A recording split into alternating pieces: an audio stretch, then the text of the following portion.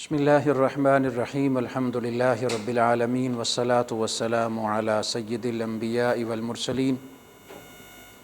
آج کی تلاوت میں سورۃ الاحقاف، سورہ محمد، سورہ فتح، سورۃ الحجرات، سورہ قاف اور سورہ زاریات کا پہلا رکوع شامل ہے۔ سورہ احقاف مکی صورت ہے، جبکہ سورہ محمد، سورہ فتح اور سورہ حجرات یہ مدنی صورتیں ہیں، اور سورہ قاف اور زاریات بھی مکی صورت ہے۔ اس میں بہت سارے موضوعات جو ہے نا وہ احقاف کے علاوہ مدینہ طیبہ سے متعلق ہیں اور جہاد سے متعلق ہیں، فتح مبین سے متعلق ہیں۔ سورہ احقاف میں اللہ رب العزت نے قرآن پاک کا تعارف، الوہیت و وحدانیت کی بعض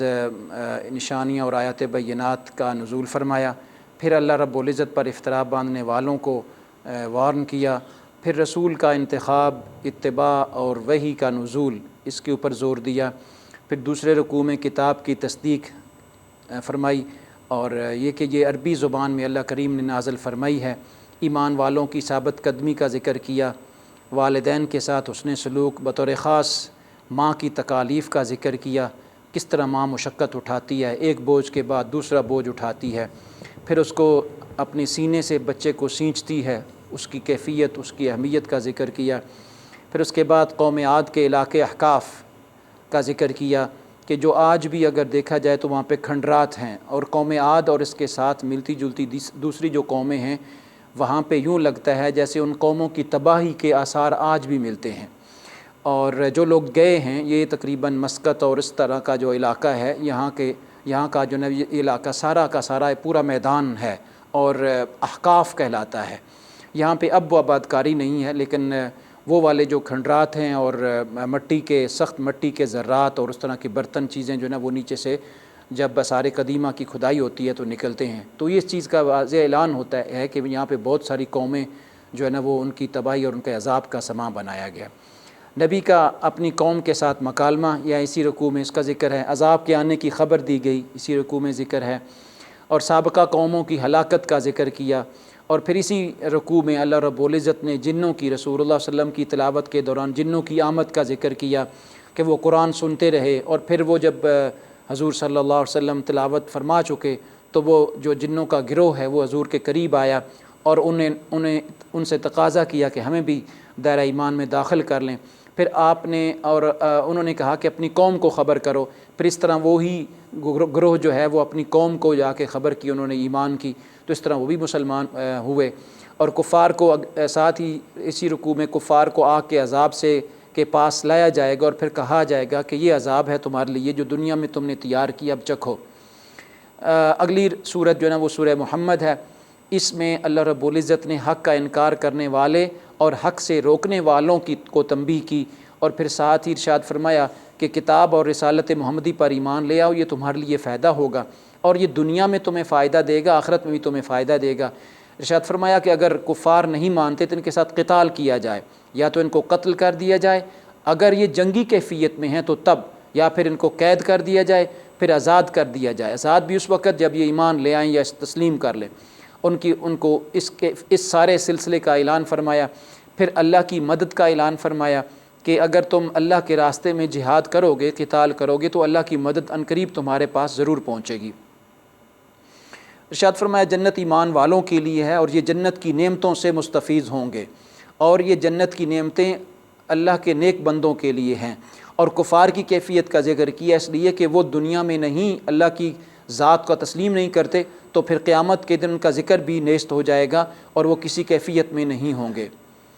جہاد پر اترنے والی صورت پر دل کا نفاق ظاہر ہوتا ہے کہ جو بھی صورت جہاد کو لے کے اترتی ہے تو منافق جو ہے نا وہ اپنے دل کو تنگ کر لیتے ہیں کہ کہیں ہمیں جہاد پر ساتھ نہ لے کے جایا جائے۔ ہاں، فائدہ ان کو ہوگا جو اللہ کی اطاعت کرتے ہیں، اور جو معروف کام کا حکم دیا جاتا ہے ان کو فائدہ ہوگا۔ لازمی بات ہے کہ یہ اللہ کی طرف سے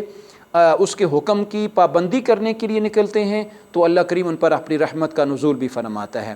حکومت ملنے کے بعد زمین میں فساد اور قطع تعلقی کی تمہاری ممانعت کی گئی ہے۔ ایسا نہ ہو کہ تمہیں حکومت مل جائے، جاہ و جلال مل جائے، تم زمین میں فساد برپا کرنا شروع کر دو، اپنوں کے ساتھ تعلق کو ختم کر دو، اس سے تباہی تمہارے درمیان پیدا ہو جائے گی۔ پھر منافقین کو خطاب فرمایا کہ منافقین سے خطاب کہ ان کے دلوں کو کھوٹ ظاہر ہوتا ہے کہ جب اللہ کے راستے کے لیے نکلتے ہیں تو فوراً بہانے کرنا شروع کر دیتے ہیں، اور جب ان کو اللہ کے راستے میں نکلنے کے لیے کہا جاتا ہے تو ان کو چہروں سے پہچانے جاتے ہیں کہ ان کے چہرے اترے ہوئے ہیں، جو اس بات کا اعلان ہوتے ہیں کہ یہ حکم ان کو پسند نہیں ہے۔ اور مومنین جو اللہ کے راستے میں نکلتے ہیں ان کے اوپر آزمائش آتی ہیں تو وہ اس آزمائش کے اوپر صبر انہیں کرنی چاہیے، اور اطاعت الہی اور رسول صلی اللہ علیہ وسلم کی اطاعت کا حکم دیا۔ فرمایا بخل سے نہ کام لینا، جب بھی اللہ کا تمہیں حکم آ جائے تو اس میں کسی قسم کا بخل نہ کرنا، اللہ بھی تمہیں غنی کر دے گا، اللہ ہے ہی غنی۔ سورہ فتح میں فتح مبین کا ذکر کیا، یہ وہ صورت ہے جس میں صلح حدیبیہ کے مقام پر بھی کچھ آیات بینات نازل ہوئیں، جب رسول مکرم صلی اللہ علیہ وسلم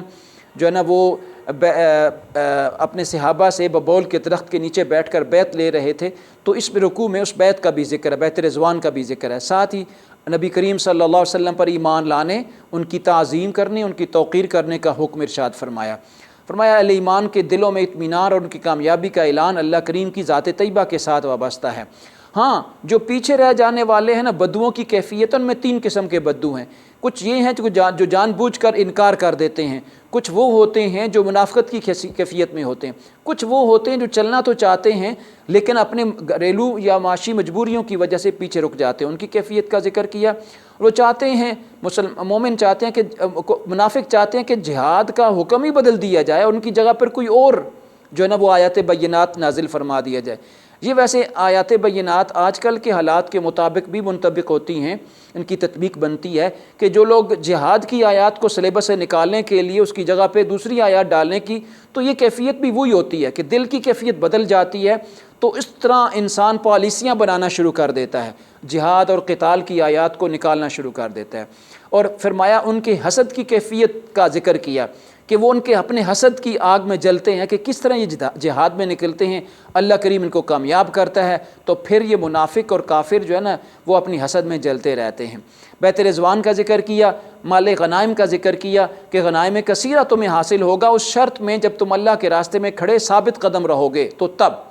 اسی طرح جو گروہ جو عمرہ کے وقت نکلا تھا تو مسجد حرام میں روکے جانے پر کفار کو پر برمی کا اظہار کیا کہ تم ان کو روک کیوں رہے ہو، یہ تو اللہ کے گھر کی طرف آئے ہیں۔ پھر آخری رکوع میں جو اللہ کے گھر کی زیارت کے لیے جاتے ہیں، نبی کریم صلی اللہ علیہ وسلم نے جو حرم میں داخلے کا خواب دیکھا تو اس کا اعلان کیا، تو کہ انشاءاللہ ان قریب تم ضرور دیکھو گے اور تم اپنے اس خواب کو ضرور سچا پاؤ گے، امن والوں بھی ہوگے، حلق بھی کرواؤ گے، اپنے بال بھی کٹواؤ گے، تم ایک اللہ تعالیٰ کے گھر کی تم ضرور زیارت کرو گے۔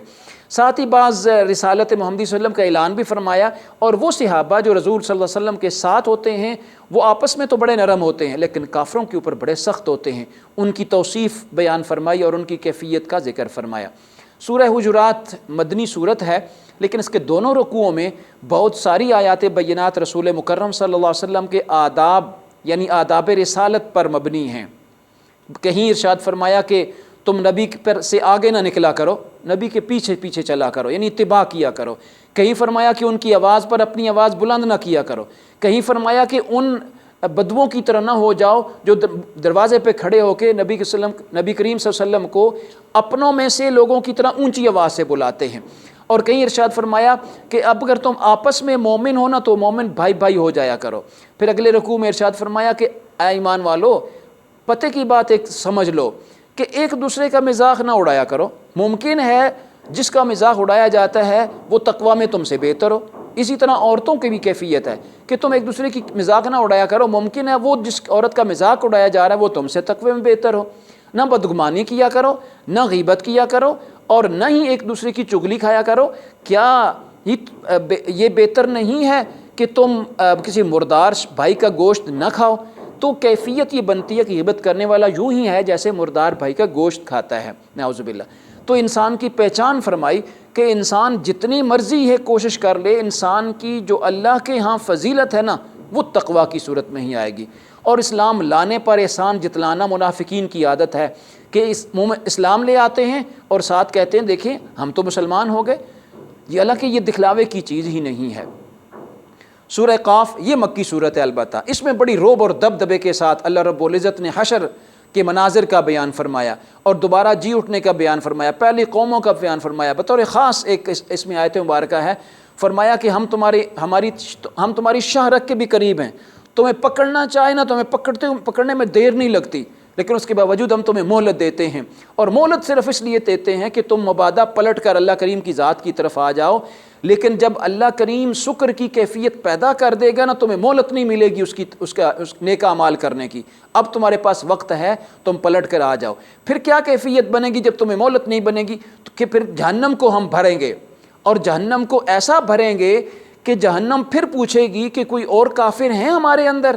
جس کو ہم سمیٹ سکیں، حل میں مزید۔ تو یہ ساری اس جہنم کے درجات اور اس کی کیفیت کا ذکر ہے۔ پھر رحمان ڈرانے والا ہے، اس لیے کہ وہ اللہ کریم یعنی رحمان بھی ہے اور تمہیں آگاہ بھی کرتا ہے، تمہیں ڈراتا بھی ہے۔